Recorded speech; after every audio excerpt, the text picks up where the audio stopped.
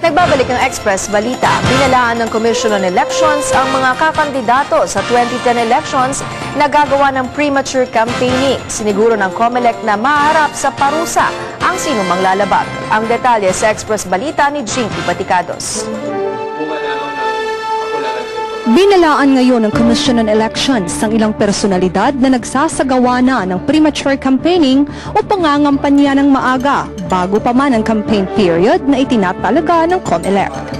Ayon kay COMELEC Director James Jimenez, ito ang palaging nakikitang problema ng kanilang tanggapan sa tuwing nalalapit ang halalan. Ito po ang problema ng COMELEC dyan. Nakalagay sa batas, ang problema sa batas nakalagay, dinidefine niya yung kampanya bilang isang activity na nakaka-benefit sa isang taong kandidato. Yun yung una, kandidato. Pangalawang problema natin dyan, sa batas din nakalagay na ang kandidato ay isang taong nakapag-file na ng kanyang COC. So, ibig po sabihin, kung hindi ka nakapag-file ng COC, therefore hindi ka kandidato, therefore, kahit anong gawin mo, hindi pwedeng tawaging kampanya. Ngunit aminado ang komisyon na hindi nila mapipigilan ng ilang mga politiko na magsagawa ng ilang mga propaganda. Wala kasing batas na sumasaklaw dito. Karapatan daw ito ng sinuman dahil protektado ang lahat sa malayang pamamahayag.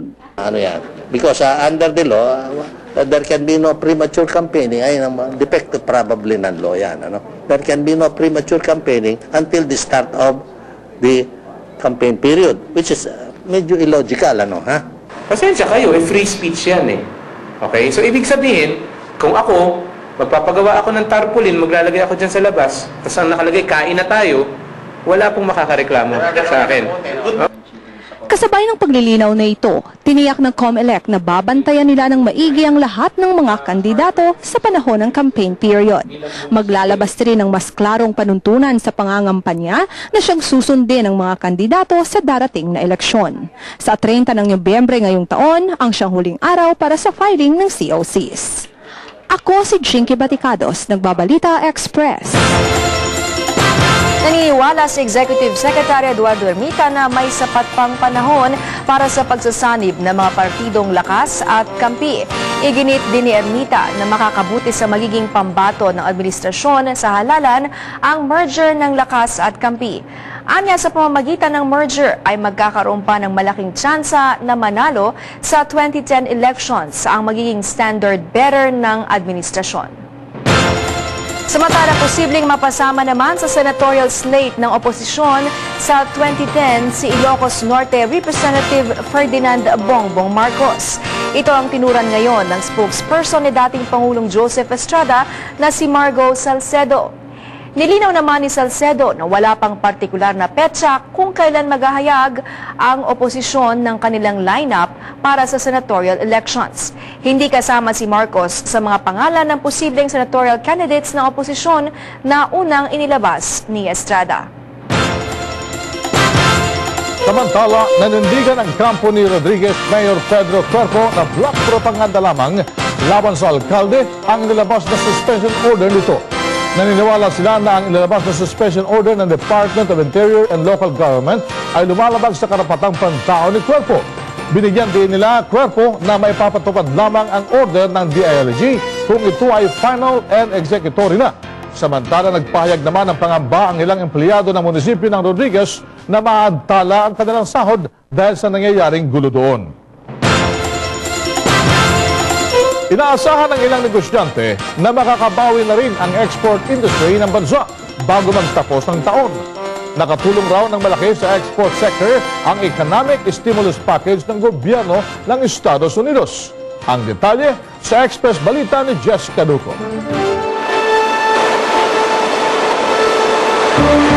Mula Mula 10.6% noong nakaraang taon, bumagsak sa negative 39% ngayon ang kabuuan ng export industry ng bansa dahil sa krisis pinansyal. Ngunit tiwala ang Philippine export industry na makakabawi ang industriya sa susunod na bahagi ng kasalukuyang taon. Sa datos na ipinalabas ng National Statistics Office, unti-unti nang umaangat ang electronic sector mula sa pagkakabagsak nito sa negative 48%, nasa negative 45% na ito ngayon.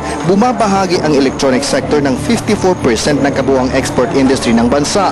Nakatulong daw dito ang stimulus package ng Estados Unidos. Which is a good sign on the overall export.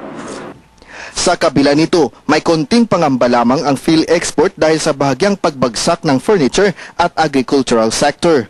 That baka naapektuhan naman yung agricultural products natin, no? Na nag-i-increase yung electronics, but baka naman mag-suffer yung ano, but hopefully it's a fluke, no?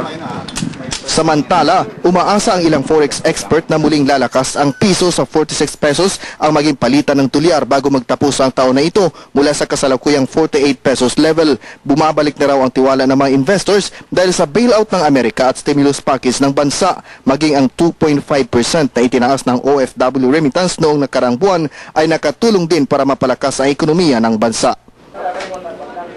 By year end, it's going to be better na talaga compared to our situation right now. Because sa US naman, yung mga, although the numbers are still down, but yun nga, just like our exports, they are down by a smaller amount than in the previous months, on previous observation period. So, baka talagang gradually nag-i-improve na siya. Ako si Jessica Duco, nagbabalita, Express. Formal na binuksan ng Philippine Development Assistance Program ang isang trade exhibit sa tanggapan ng Department of Agriculture. Layunin ng exhibit na ipakita ang maraming produktong for export ng bansa, kagaya ng bigas at asukal. Tinutulungan din ng PDAP ang mga maliliit pero nagsusumikap na negosyante sa bansa. Anila, ilan sa mga produktong bigas at asukal sa bansa ay ipinapadala sa Canada at Europe. Ay bagay para sa mga maliliit na magsasaka kasi ang pamamaraan ng ating pagtatanim ay yung organic methods, kaya yung kanilang cost of production ay mababa at the same time these products command a very good price in the market. At yan po mga pinakahuling balita na nakalap na IBC News and Public Affairs. Ako po si Precious Hipolito Castelo. Ako naman ang inyong katotong Bing Pormento. Pansamantala kaming namamaalam at magbabalik po bukas alas 4:30 ng hapon dito lang sa IBC 13. Mga katoto, mahalin po natin ang bansang Pilipinas.